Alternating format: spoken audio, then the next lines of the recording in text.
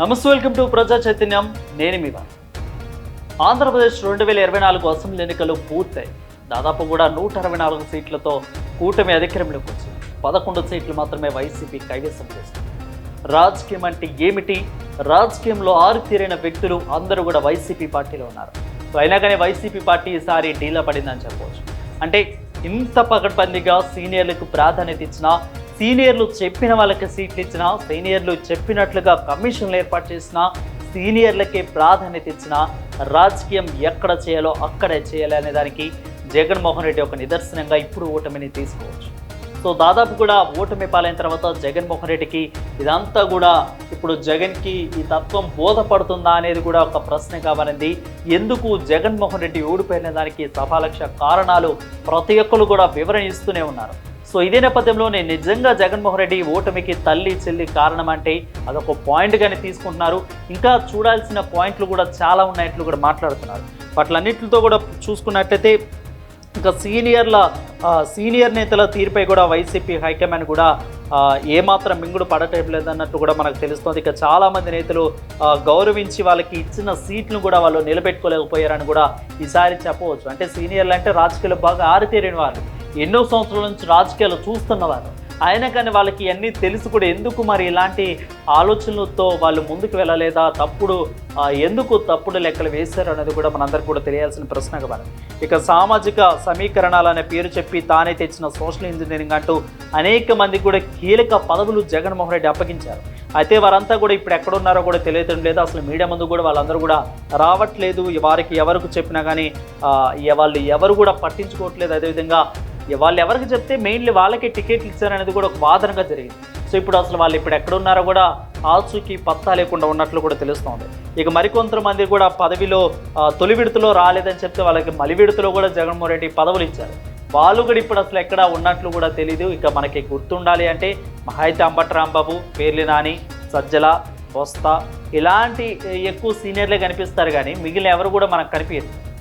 So ఇలాంటి మందే ఉన్నారు. మిగిలిన వాళ్ళు ఎవరు కూడా ఇప్పుడు అంతగా ఆచూకీ లేని పరిస్థితి కనిపిస్తూ ఉంది.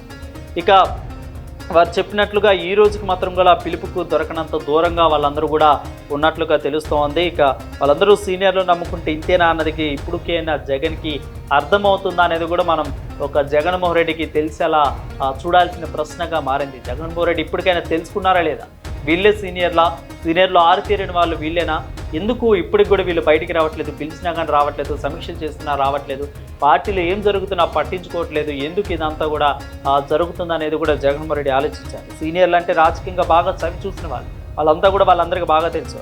అంటే వాళ్ళకి ఒక ఆప్షన్ లేకపోయినా కానీ ఇంకొక ఆప్షన్ ఉంటుంది కాబట్టి అందుకే వారు వేరే ఆలోచనలు ఏమన్నా ఉన్నట్లు ఉన్నారా అనేది కూడా జగన్మోహన్ రెడ్డి ఆలోచించాలి. సో అదే పెద్ద నాయకులు ఇతర పార్టీల్లో నుంచి వచ్చిన వారిని తెచ్చి గౌరవించిన ఫలితం కనిపిస్తుందని అంటున్నట్లు కూడా తెలుస్తోంది. ఇంకోవైపు చూస్తే సీనియర్లు ఇప్పుడు ఈ క్లిష్ట సమయంలో బయటికి వచ్చి పోరాడలేరు అని కూడా అంటున్నట్లు కూడా తెలుస్తాం. ఎక్కువగా అంటే ఈ టీడీపీలో ఉన్న సీనియర్లు చాలా పెద్దవాళ్ళు, వాళ్ళు ఎప్పటి నుంచో పార్టీని అంటుపెట్టుకుని ఉన్నారు, పార్టీలో ఇప్పటికున్నారు, పార్టీలోనే ఇప్పుడు సాగుతున్నారు.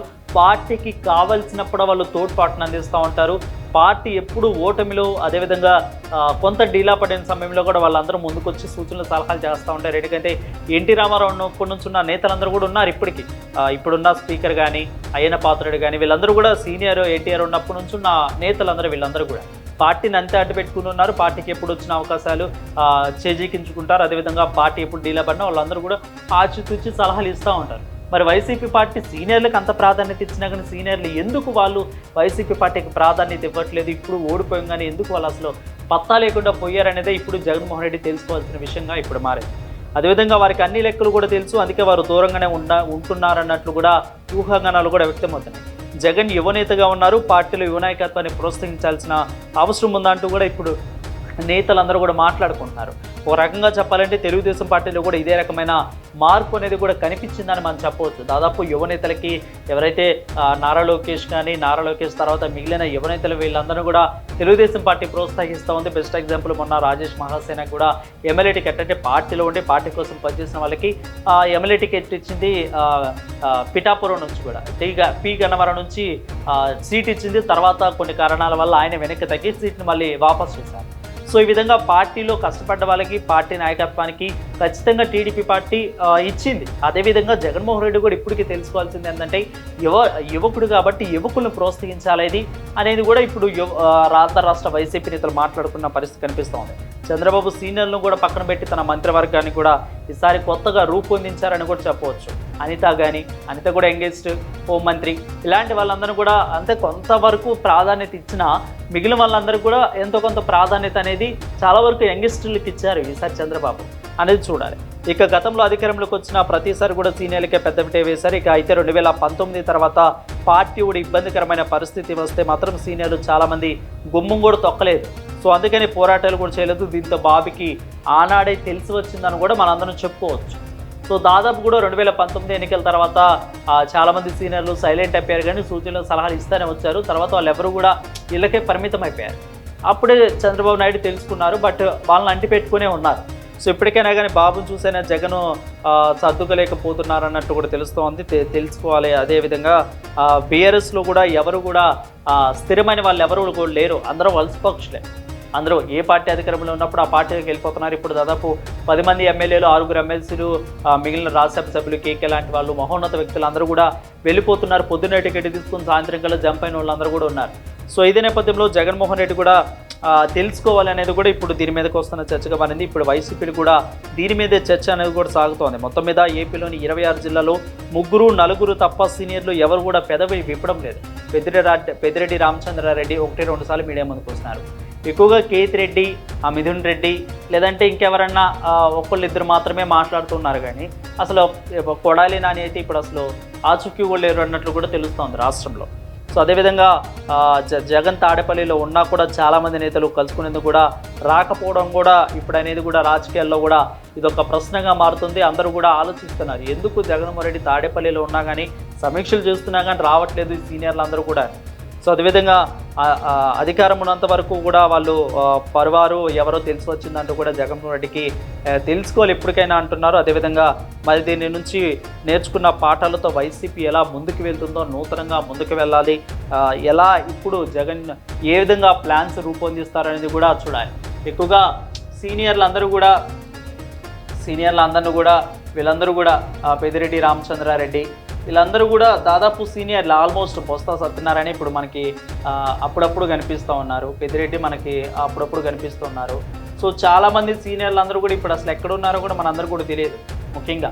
సో వీళ్ళందరూ కూడా చూసుకున్నట్లయితే ఏది జరిగిన ఇన్సిడెంటు రాజ్యసభ సభ్యుడిది మొన్న జరిగింది, ఎవరిది మన విజయసాయిరెడ్డి జరిగినప్పుడు ఒక్కరు కూడా వచ్చి మాట్లాడలేదు.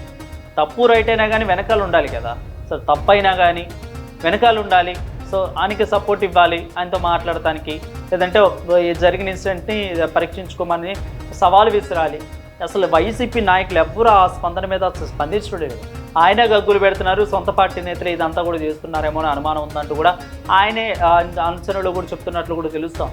సో ఇంత జరిగినా కానీ సీనియర్లకు ప్రాధాన్యత ఇచ్చినా కానీ జగన్మోహన్ రెడ్డి వాళ్ళందరూ కూడా తెలుసుకోలేకపోతున్నారు. కాబట్టి యంగ్స్టర్స్ని కూడా పైకి లేపాలి, సీనియర్లని ఉంచాలి, సూచనలు సలహాలు తీసుకోవాలనేది కూడా ఈ యొక్క తత్వం అనేది కూడా ఇప్పటికైనా బోధపడుతుందా లేదా. ఎందుకంటే మాజీ సీఎం కూడా సాక్షాత్తు ఒక యంగే కాబట్టి ఇప్పటికైనా కానీ తెలుసుకుంటారా లేదా అనేది కూడా మనం చూడాలి.